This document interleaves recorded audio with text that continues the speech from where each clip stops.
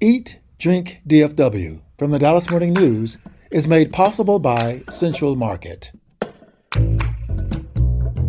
Hello, and welcome to Eat, Drink, DFW, the podcast from the Dallas Morning News food team. Each and every week, we take a look at food and drink trends in North Texas, talk about restaurants in Dallas-Fort Worth, learn some new recipes, and sometimes even get tips from you, our listeners. I'm Anna Butler, the Dallas Morning News food editor. This week, we're going to hear about a unique 25-course tasting menu, a new Japanese-Mexican fusion restaurant, and all the new offerings this season for Texas Rangers baseball games. Plus, I'll be sharing one of my favorite new after-work cooking tips. That's all coming up right after this. Central Market is really into food. Like when we say cheese, it's in 12 languages into food. Butchers, bakers, and sushi roll makers into food. We're talking so obsessive about quality you can shop blindfolded into food. Central Market is really into food. If you are too, then let us turn your shopping list into a treasure map. Get inspired, get adventurous, or just get a chef-made dinner when you've got more taste buds than time. No place makes every meal more amazing like Central Market. Really into food. Shop now at centralmarket.com. For the latest food and restaurant news in Dallas-Fort Worth, visit dallasnews.com/food. Also, we'd love to hear from you, so email us at eatdrink@dallasnews.com. Today, I'm joined by our food writers Sarah Blaskovich and Imelda Garcia. Sarah, you literally just zoomed here from Arlington, where you tried all of the new foods being offered at the Rangers ballpark. That's right. We do this every year. On opening week, Rangers insider Evan Grant and I take big, stupid bites of a bunch of concessions and then do a video telling people what we think of them. So I'll give you guys the Cliffs Notes, and then if you want to go to dallasnews.com/food, you can watch that fun video. So in 2025, an odd thing has happened where lobster makes the list of new concessions 3 times. Now, I love a lobster roll as much as the next guy, but when you think of Arlington, Texas, do you think of lobster, Anna? No, we're about 5 to 6 hours away from the ocean here, so I would prefer to avoid it in certain circumstances. Yeah, and a lot of the lobster that the rest of us eat here in Texas actually comes from Maine, which is, I don't know how many hundreds or thousands of miles away that is, but it's not close. But the Rangers have chosen this year to really go big on lobster. You can have lobster 3 ways this season: in a lobster roll, in lobster macaroni and cheese, or in lobster nachos. So Imelda, which of those 3 would you eat? I think the nachos, it's kind of fun, I think. Yeah, I mean, if we can get away from the fact that lobster is not from Texas, it is fun and surprising. I'll also say that the prices on all 3 of these are lower than I thought they would be, which is good news, you guys. The lobster roll is just $13.99, and I've eaten a lobster roll at a restaurant that's like $30-$40. That's one of the more affordable lobster rolls I've heard of in a long time. How are they keeping their costs down? Yeah, so great question. It is a lobster blend. Oh. Yeah, so it's lobster and imitation crab together. Lobster roll purists will recognize that we're not in Portland, Maine, as we're eating these lobster rolls. However, Evan and I both thought that the lobster dishes generally, taste like lobster more than anything else. So if you're jonesing for a lobster something, you're going to find it at Texas Rangers games this year. Did you have any favorites? Did anything really stand out to you or Evan? I did, and maybe this shows what a carny I am on the inside. But the thing I loved most was the bacon on a stick with Dr. Pepper barbecue glaze. And it is simple. This is just a big, thick slab of bacon on a stick with a sweet, delicious sauce on it. And I found myself, we tried, 8 or 10 different things, most of them covered in some form of squishy cheese. And I found myself going back to that stick of bacon almost for my palate cleanser. It was just good. And it cost $9.99.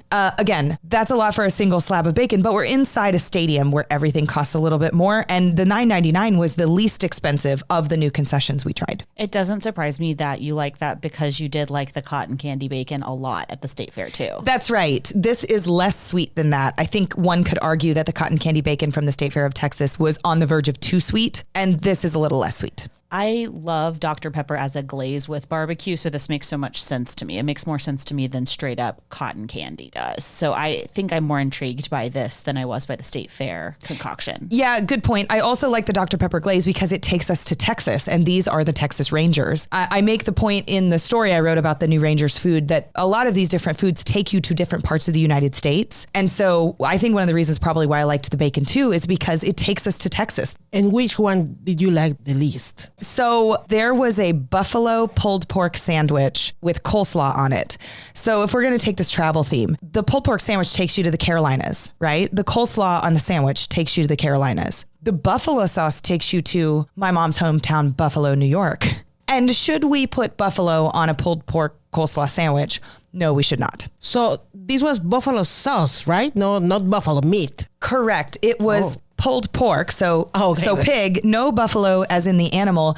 It was buffalo sauce that, if I can take you there visually, bright orange that dyed part of the inside of the bun. We don't want it. It's like a Nashville-ish thing that just didn't quite get there. Now I want to try it. I like that about you, Imelda. I have an anecdote for last year. Do you remember this pizza burger? Of course. My whole family, we went to a game and we were like, okay, what do you want? And I'm like taking the list, and 3 people told me, I want a pizza burger. So I walked to the cashier and I told him like, okay, I want this and this and this and 3 pizza burgers. And he was like, are you sure you want all that? Oh, no. And I was like, yeah. And he was like, let me show you the pizza burger. And he brings this huge, humongous thing. And I was like, no, yeah, you know what? Just give me one and cut it in 3 parts. It was huge. Plus he was going to be like, and that'll be $800 for your family to have dinner. I know. And it was not that good, Yeah. Okay. So speaking of massive food at the Texas Rangers ballpark, this is a thing that we've done since the Boomstick more than a decade ago. If everybody remembers, the Boomstick is the 24-inch long loaded hot dog that comes with its own suitcase. 24? Wow. So this year they will sell the Boomstick because it was the original and the bestseller, but they usually do a new, very long or very big thing. This year's is a Boomstick burrito. So for $35.99, you get a 26-inch in diameter tortilla that was specifically made by a local bakery because apparently tortillas don't come this large. And during the press conference, it was so funny. The guy who does concessions held up the tortilla without anything in it. It like covered his whole face when he held it above the microphone. So the Boomstick is filled with rice, beans, taco meat. On top comes my beloved squeezy nacho cheese, lettuce, sour cream, jalapenos. And we really wanted to like this burrito because it kind of reminds you of like a supersized Freebirds burrito or a Chipotle burrito, but it was very squishy. I have a comment about the huge tortilla. Yep. One time in my past life in Mexico, I was digging about some drug cartel, something like that in Sonora, Like you do. And they have like this massive tortilla. They are called sobaqueras. Oh, there's It's a like, name just because they're so big? Yes. And let me, I don't know, this is a fun story.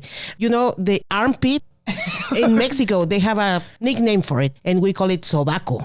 The armpit. The armpit. So sobaquera is because this massive tortilla, it goes from your hand to your sobaco, So it's this huge tortilla. Oh, there's such a historical tortilla story hidden inside this armpit joke. I know, it's crazy. If I have any notes as your editor, and this is probably not the appropriate place to bring it up, Sarah, y'all need to bring a scale next time because I need to understand how much that thing weighs. Yeah, no, this is a great question. Evan did try to pick it up with his bare hands. And mind you, there's squeezy cheesy on the top of it, but he did try and he failed. So it was heavy enough that he couldn't kind of get it out of there. So you have to knife and fork this thing. And because it's 24 inches long, it could sit on 2 laps. But like the idea that my family of 4 is going to try to eat this, like there's going to be cheese on everybody's shirt. To have an idea, the size of a newborn is between 18 inches and 21 inches. This burrito is 26. So that gives you an idea, And I'm thinking about the weight of a preemie sometimes. So I'm like, maybe like a 5-pounder is when I know I've done my job right on like a monster burrito at Freebirds. Do you know what I need, Anna? Is I need like a Frisbee so that we could think if anything's bigger than, like a Frisbee or a dinner plate. I probably need a ruler. I definitely need a scale. What else do we need, guys, to prove how big this food is? Napkins, a lot. We went through a lot of napkins. And anybody listening, if you're baseball fans, go to dallasnews.com/food. You can read about all the delicious, crazy things you can eat in the 2025 baseball season. Let's play ball. Imelda, you took a trip to Fort Worth to try a new restaurant that serves fusion cuisine that puts together Mexican and Japanese food. How did this idea even happen? Yeah, so this is a place called Shogun Taqueria. It's a fusion between Mexican and Japanese cuisine. And it's really interesting because they have some things that blew my mind, actually. It's like ramen menudo, kimchi quesadilla, chicken pozole shio. It's like, what is that? So I went to the place and I talked with this Paco Islas, is the chef. And he told me that in 2021, he was paired with Kevin Martinez, who is a head chef of Tokyo Cafe in Fort Worth. So they were working together and there the idea grew up in his mind. They have tonkatsu with mole. So if you have like an adventurous palate, he took all the tradition from the Mexican cuisine, all the preparation and techniques and everything, and the same with the Japanese cuisine. And it's all made from scratch. These two chefs actually met while paired for the Fort Worth Food and Wine Festival, which is coming up in 2 weekends. That's where so many great ideas are actually born, are at these kind of community events where people meet new folks. Yeah, and the idea was born there, but now he's opening this restaurant this Friday, tomorrow actually. Sarah, you also went to Fort Worth recently to take part in a unique 25-course tasting menu. First of all, that's insane. And second of all, we need all the details. Of course. Yeah, you at first said 25 courses like it was no big thing. And I was like, give me a little more credit, you guys. No, I'm kidding. Yes, Lonesome Dove, which is just about to celebrate its 25th anniversary in the Fort Worth Stockyards, is doing a 25-course tasting priced at $250 to celebrate that big anniversary. So you're seeing all the numbers come together, right? It had to be 25 courses because of the 25th anniversary. Now, you are not eating 25 plates of food. It is more like 25 bites. And to make this more palatable, they serve them in flights of 5. So it is basically 5 courses of 5 bites. And Lonesome Dove is known for its wild game. So dove, squab, pheasant. And I think Chef Tim Love has really done something cool here. He thought, well, I want to commemorate an important restaurant. It was his first restaurant and really the one that put him on the map for fancy cowboy food. So anybody who loves wild game or who loves a tasting menu, I think Lonesome Doves is worthy of going to if you can handle the $250 price tag. I want to know, where does this guy buy the kangaroo? Or the rattlesnake meat. Yes. Okay. So Imelda brings up some of the meats, right? There's kangaroo and rattlesnake. He told a funny story, Imelda. He said sometimes the kangaroo gets stuck at the border. No. Like in customs? Is that how it comes through? It's already dead. I know. Well, yes. So Joey's not like standing there at customs. Okay. Right. Okay. And the rattlesnake, he thinks he buys more rattlesnake than any chef. I don't know if he said in the region or across Texas. And let's be frank, I don't know anybody who's buying rattlesnake. So is he the only? And do we want to eat rattlesnake? So the rattlesnake is served in a dumpling. And it's kind of a play on a famous Lonesome Dove dish where the rattlesnake is usually served in sausage. So I just find this fascinating that he came up with 25 courses and that most of them are not small bites of what he's already done. He took the protein and then did kind of a twist on them. It's a wild idea. Would you eat 25 courses, Anna? Not well. I'm not someone to take to an all-you-can-eat something. I peter out. It's very sad. I've been to a handful of Tim Love's pop-ups over the years. He'll do some regionally inclined ones. So he did one just around France at one point, and I remember every single dish that I've had during it. So when he puts his mind to something, he is a perfectionist. He is exacting, and you know that if he's actually putting it on the plate, he really likes it, which I just think that's special. And he himself is usually in the kitchen working on something like this, which is really exciting too. This tasting menu runs May 2nd to 6th, so for 5 days. And I think it's a glimpse into some of Lonesome Dove's best cooking in its 25 years. You can read about all of these things by visiting dallasnews.com/food. We're going to take a short break, and when we come back, I'm going to share one of my favorite new cooking hacks. Central Market is really into food, like fish flown in so fresh it still has jet lag into food. Our sourdough starter has been around since grunge was a thing into food. We're talking more prime cuts than a greatest hits album into food. Central Market is really into food. If you are too, then we're the HQ for you, whether you're a make every recipe in the cookbook foodie or a my favorite recipe is reheat type who just digs the delectable. No place makes every day more delicious like Central Market. Really into food. Shop now at centralmarket.com. Welcome back. In just a minute, we'll jump into a useful cooking hack I've been obsessed with lately. We'd love it, though, if you would help us spread the word about our podcast. If you like it, please tell your friends or anyone you think would appreciate all the important information we share each week. It would mean the world to us. So you know that thing when you're dreading making dinner, but you also hate leftovers. Yeah. I really hate leftovers. But while my oven was out of service, I remember this. say, I had to use the air fryer a lot. And so what I discovered was, I get why people like it. I was a holdout on liking it, but frozen fish and frozen seafood is a huge one. One, it thaws a lot quicker than meat does. And so I've been really into frozen shrimp in the past few weeks. So all you really need to know is that once you've thawed the shrimp, which you can do under cool water after a matter of a few minutes, 400 degrees on the air fryer setting, 7 minutes. Okay. It will be cooked perfectly. You want large jumbo shrimp for this. You can marinate them in whatever you want. I wouldn't do it for probably more than 30 minutes. It's kind of a more delicate thing. I love a Cajun seasoning, or you could do garlic powder, onion powder, salt and pepper. But with this prepared shrimp, I put it into tacos. I've been doing summer rolls, which are so fun and easy, and you can do it in under 30 minutes, which doesn't feel like it should be possible, but it is. I'm just reflecting that this meal probably doesn't require a trip to the grocery store because it's in your freezer. Like, I love the shortness of time in cooking, but the second thing is that you didn't also then go to the store. I didn't go to the store on repeat at all. So frozen fish, I think it makes some people really nervous, especially if they didn't grow up thawing things that weren't basically like chili in Texas. Yeah. But you can get big packets of it at something like a Sam's or a Costco, or just freeze fresh shrimp yourself that you get at Central Market or somewhere where you're like, I really like the quality here. I love it though, because they're locking in the utmost nutrition at a certain point. So it's not degrading while it's in the freezer. It's actually sealing all of those things in. So while you're looking for something like shrimp that has high protein, it also still has all of its vitamins, minerals, and then those omega-3 fatty acids too. So do y'all have any time-saving hacks you want to share too? We're in a crab cake phase in our house, which I don't know what that says about us, but we aren't eating meat on Fridays during Lent, but also we've just had a healthier 2025 than we have in the past couple of years. And so there's a lot more fish that we're eating in our house, and Central Market's already made crab cakes. Man, that is the easiest, most delicious dish. And I'm a sucker for a crab cake. I have spent $30-$40 on a crab cake at a restaurant around here, and I'm not proud of it, but if it's on the menu, I kind of want it. These crab cakes are like $5 each if they're on sale, and we'll buy 4 of them for our family. They take just a couple of minutes sauteed in the pan, and we usually buy Central Market's remoulade. You could make your own remoulade or, some other sauce. It is so easy, and you can have dinner in 10 minutes or less. I was spitballing with the fishmonger. Is that the right term? Yeah. And I love that name. At Central Market, the one over on Lovers. And he was like, you've got to try the jalapeno ones. They're so good. And it's a little bit more vegetal than it is spicy. And he was like, I bet it's really good with the tomatilla salsa. They're so easy. But he was like, hey, just remember, these are actually all pre-cooked.